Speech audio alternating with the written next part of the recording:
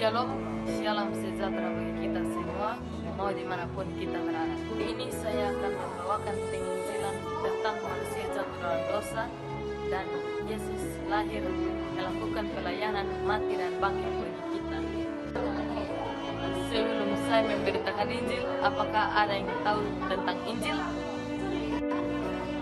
Jadi Injil adalah kabar baik berdasarkan firman Tuhan yang tertulis di Alkitab. Sebelum itu, apakah ada yang tahu tentang dosa? Dosa menurut Alkitab adalah pikiran, tindakan, atau perkataan kita yang bertentangan dengan kehendak Allah. Menurut Alkitab, dosa sudah ada sejak Adam dan Hawa memakan buah pengetahuan yang baik dan yang jahat. Karena ketidaktaatan kita telah jatuh dalam dosa dan telah kehilangan kemuliaan Allah, sehingga relasi kita dengan Allah terputus. Oleh sebab itu, manusia tidak dapat menyelamatkan dirinya sendiri, sehingga semenjak manusia jatuh dalam dosa, Allah telah menjanjikan juru selamat dari kitab Yohanes 3 ayat 16 yang berbunyi demikian. Karena begitu besar kasih Allah akan dunia ini, sehingga Ia telah mengaruniakan anaknya yang tunggal, supaya setiap orang yang percaya kepadanya tidak binasa, melainkan beroleh hidup yang kekal. Ayat ini menjelaskan bahwa Allah begitu besar kasihnya akan dunia ini, sehingga Allah akan menggunakan siapapun untuk mengingatkan sesama, dan Allah mengaruniakan anaknya yang tunggal untuk menebus dosa kita.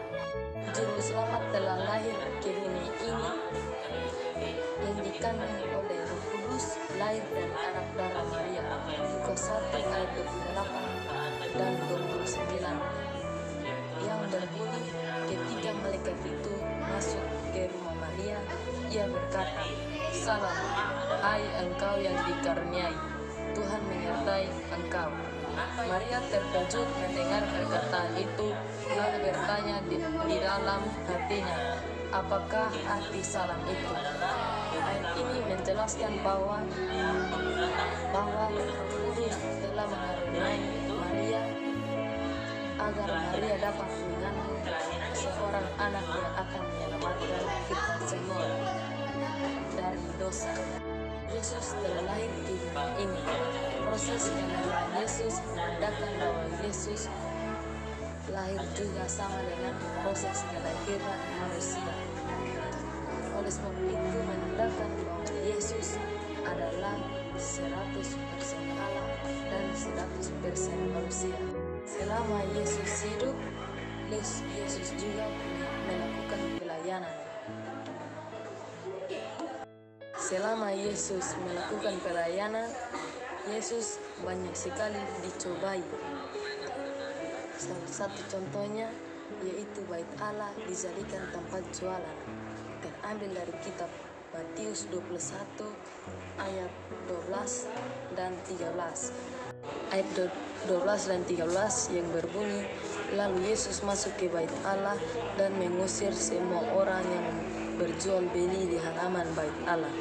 Ia membalikan meja-meja penukar uang dan bangku-bangku pedagang merpati, dan berkata kepada mereka, ada tertulis, rumahku akan disebut rumah doa, tetapi kamu menjadikannya sarang penyamun. Kehadiran Yesus ditolak, dihina, bahkan diusir dari bait Allah, sebab mereka tidak mengetahui kegunaan dan arti dari bait Allah sesungguhnya. Arti dari bait Allah sesungguhnya ialah Allah ada di dalam bait Allah dan tinggal di dalamnya. Kejadian tersebut, mereka mulai mencari kesalahan Yesus karena mereka tidak suka dengan kehadiran Yesus. Tetapi ada salah seorang murid Yesus yang telah mengkhianati Yesus dan telah menjual Yesus. Lukas 26 ayat 14 dan 15. dengan judul perikop Yudas mengkhianati Yesus yang berbunyi, kemudian pergilah seorang dari ke-12 murid itu yang bernama Yudas Iskariot kepada imam-imam kepala. Ia berkata, "Apa yang hendak kamu berikan kepadaku supaya aku menyerahkan dia kepada kamu?" Mereka membayar 30. Saat itu mencari kesempatan yang baik untuk menyerahkan Yesus.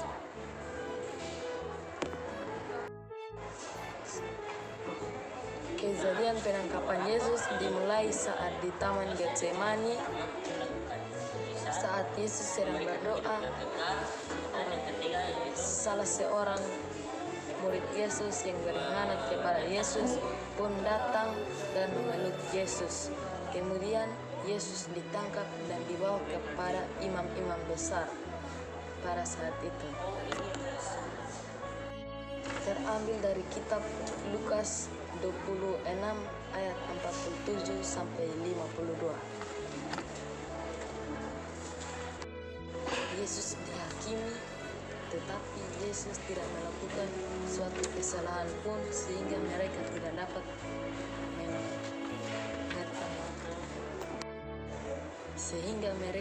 dapat mencari kesalahan Yesus. Kemudian Yesus dibawa ke pemerintahan Pontius Pilatus.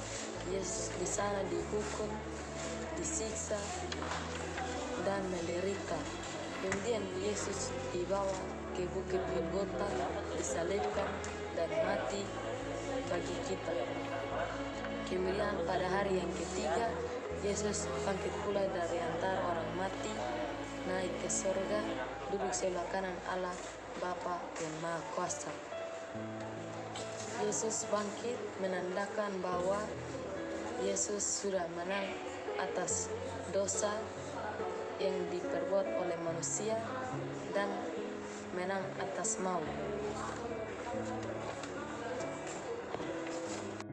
Haruskah kita sebagai orang berdosa bertobat dan menyadari bahwa Allah telah berkorban untuk kita?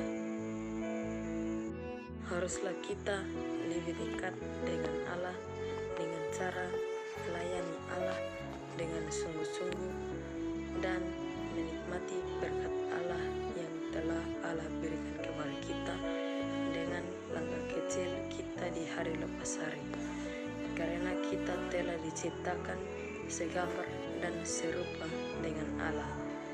Apakah teman-teman yang menonton juga berbuat hal demikian? Tuliskan di kolom komentar. Marilah kita menikmati penginjilan ini dengan bersaat teduh. Teduh dimulai.